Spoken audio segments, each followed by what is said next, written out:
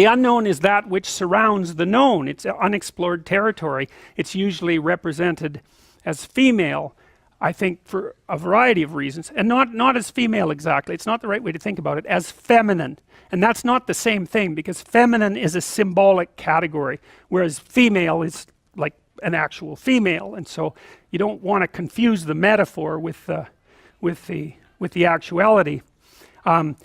Because we had these social cognitive categories built in, you know, you might say masculine, feminine, and offspring, something like that.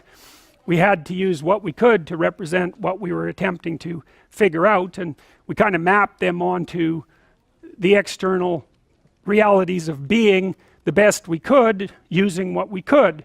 And so, you know, nature is benevolent and it's fruitful. All things come from nature, and all things come from the unknown, right? Because the known is already there. It's the unknown that manifests the new, right? And so that's part of the reason for the characterization of the unknown as feminine. And then there's also the case that women play a massive role in sexual selection among human beings, so that from an evolutionary perspective, you're twice as likely to be a failure if you're a man than you are if you're a woman, in that you have twice as many female ancestors as male ancestors. And you think, well, that's impossible, but it's not. All you have to do is imagine that every woman has one child, half the men have two, and the other half have zero. And so, end of problem. And that's basically how it works out. So women are more choosy maters than men by a substantial margin.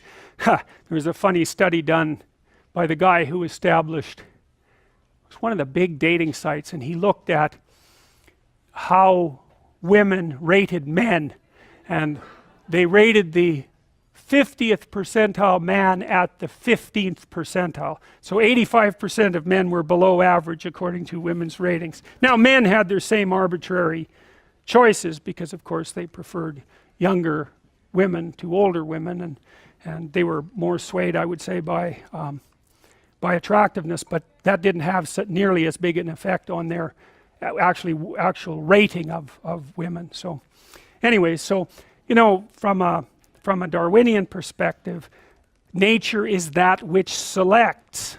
That's all it is. And so sexual selection plays a massive role in human evolution. You know, the fact that we have these massive brains is very likely a consequence of a positive feedback loop in sexual selection.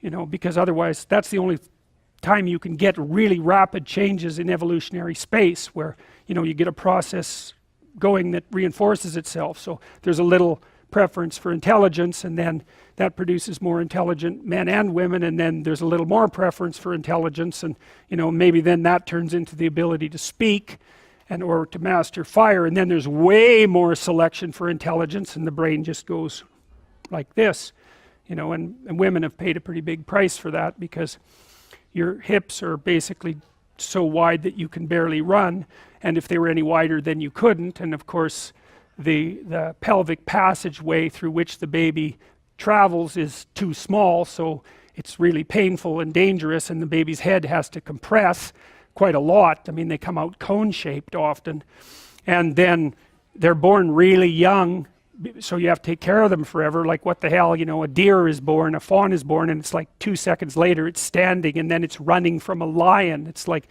you know, it's like 15 minutes later, and a baby, it's like, he just lies there and, you know, utters plaintive noises. That's all it can do, and it does that for like 10 months before it could skitter away from a sloth if it was predatory, you know. So you really got to take care of those creatures. And so